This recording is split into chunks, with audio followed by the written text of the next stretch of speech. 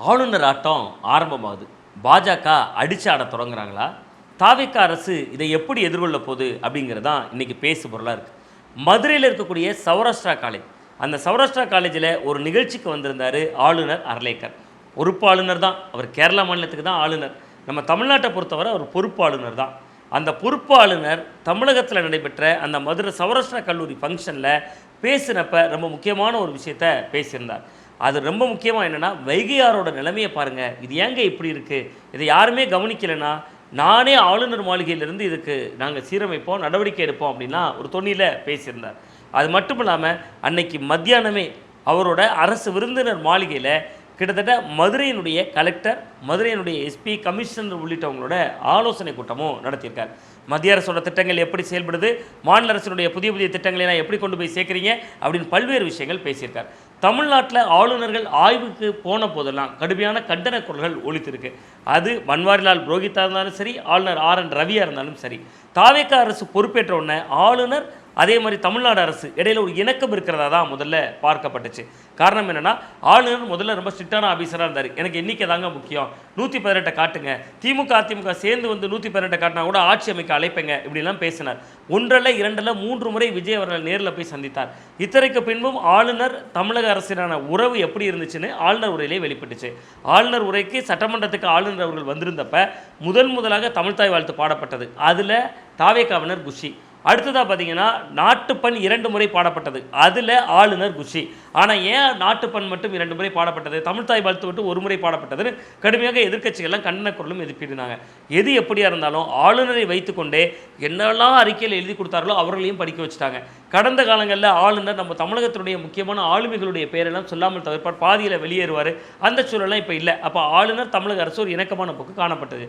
ரொம்ப முக்கியமாக மத்திய அரசு எல்லாவற்றிலும் எதிர்க்க மாட்டேன், இணக்கமாக போவேன், தமிழர்களுடைய உரிமைகள் பாதிக்கப்படும் போது வீரியமாக எதிர்ப்பேன் இப்படிங்கக்கூடிய இந்த வார்த்தைகளையும், மத்திய அரசிலிருந்து நமக்கு வர வேண்டிய நிதிகள் தொடர்பாக ஆய்வு செய்வதற்கு நம்மளே கமிட்டி அமைப்போம், நம்மளே நிறைய விஷயங்கள் செய்வோங்கிற பாஜக எதிர்கொள்ளையும் ஆளுநரை வைத்தே வாசிக்க வச்சுருந்தாங்க. இதுவரை எல்லாமே நல்லா தான் போயிட்டு இருந்துச்சு. பட் பாஜகவுக்கு விஜய் அவர்கள் நம்ம பக்கம் நிற்க போகிறாரா இல்லையா அப்படிங்கிற ஐயமும் சந்தேகப்பாடும் தொடர்ந்து இருந்துக்கிட்டே இருக்குது. காரணம் என்னென்னா, ஒரு ராஜ்யசபா MP பதவி கிடைக்குது. CV சண்முகம் அவருடைய பதவியை இழக்கிறார், மயிலம் சட்டமன்ற தொகுதியில் ஜெயிக்கிறார், அதனால் ஒரு ராஜ்யசபா MP வருது. அந்த ராஜ்யசபா MP பதவியும் கிட்டத்தட்ட காங்கிரஸ் கட்சிகிட்ட கொடுத்துறாரு. ஸோ அப்போ காங்கிரஸ் பலம் பெறுகிறது. காங்கிரஸுக்கு அமைச்சரவையில் 1967க்கு பின்பு ஆட்சி அதிகாரத்தையே இழந்து விடுகிறது. 67க்கு பின்பு அவர்கள் இழந்து போன அதிகாரத்தில் மீண்டும் விஜய் அவர்கள் அமர்த்துகிறார். இது பாஜகவை டென்ஷன் ஆக்குது ஒன்று. இன்னொன்று, இது அணி ஸ்ட்ரென்தன் ஆகிக்கிட்டே இருக்குது. தமிழ்நாட்டில் பாஜகவும் ஒரு இடம் மட்டும்தான் ஜெயித்திருக்கிறது. ஸோ அப்போ அவர்கள் ஆளுநர் இன்றைக்கு தன்னிச்சையாக ஆய்வு நடத்துவதன் பின்னால் பாஜகவோட ஏதாவது இண்டிகேஷன் இருக்குமா, மெசேஜ் இருக்குமா அப்படிங்கிறது பெரிய பேசு பொருளாக இருக்குது. ஆளுநர் மதுரையில் வந்து வைகையை பற்றி கவலைப்படுறவர், இதே மதுரையில் தானங்க எய்ம்ஸ் கட்டாமல் பாதியில் நிற்குது, அந்த எய்ம்ஸுக்காக அவர் பேசலாமே, எய்ம்ஸ் மத்திய அரசோட தொடர்புடையதானு மார்க்சிஸ்ட் கட்சியினுடைய மதுரை MP சு வெங்கடேசன் போன்றவர்கள் எழுப்பக்கூடிய கேள்வியும் கவனம் பெற்றிருக்கு.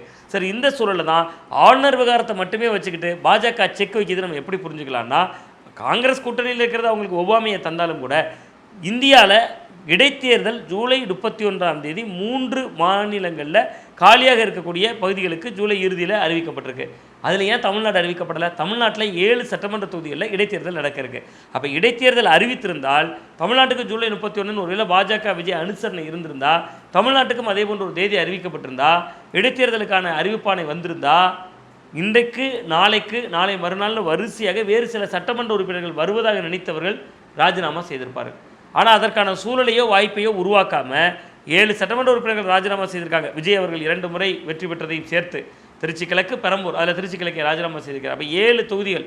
அப்போ கிட்டத்தட்ட அவர்களுக்கு பெரும்பான்மை என்கிற ஒரு எண்ணிக்கையை நோக்கி அவர்கள் நகர வேண்டிய சூழலில் அதற்கு ஒரு முட்டுக்கட்டை அப்படின்னு நம்ம புரிந்து கொள்ளலாம். பொதுவாக ஒரு MLA பதவி காலியானதுலேருந்து 6 மாதங்களுக்குள் இடைத்தேர்தல் நடத்தணும். அப்போ நீங்கள் 6 மாதங்களுக்குள் இடைத்தேர்தல் நடத்தணும்னா முதல்ல ராஜினாமா பண்ணாங்க அந்த மரகதம் குமாரவேல் டீம், அதிலிருந்து 6 மாதமா, கடைசி சட்டமன்ற உறுப்பினர் ராஜினாமா செய்யலேருந்து 6 மாதமா, அப்படி பல்வேறு வகையான சட்டச்சிக்கலுக்குள் இது போய்விடுவதற்கான ஒரு வாய்ப்பு இருக்குது. ஸோ அப்போ இப்போதைக்கு விஜய் அரசு தனிப்பெரும்பான்மை என்கிற ஒரு பலத்தை பெறுவதிலையும் பாஜக முட்டுக்கட்டை போடுறாங்க. இப்படி அடுக்கடுக்கான செக்கலை பாஜக வைக்கிறதுக்கு தாவேக எப்படி எதிர்கொள்ள போகுது? வழக்கம் போல் அவர் பாஜகவை திட்டாமலே இருக்க போகிறாரா? கொள்கை எதிரின்னு அறிவித்திருக்கோம், கொள்கை எதிரி பாஜக தான், பாஜக அரசியல்னு விலகிக் கொள்ள போகிறார் என்பதெல்லாம் காலம் தீர்மானிக்கும், மக்கள் தீர்மானிப்பார்கள். மீண்டும் நல்ல ஒரு அரசியல் அப்படியோடு உங்களை சந்திக்கின்றேன். நன்றி, வணக்கம்.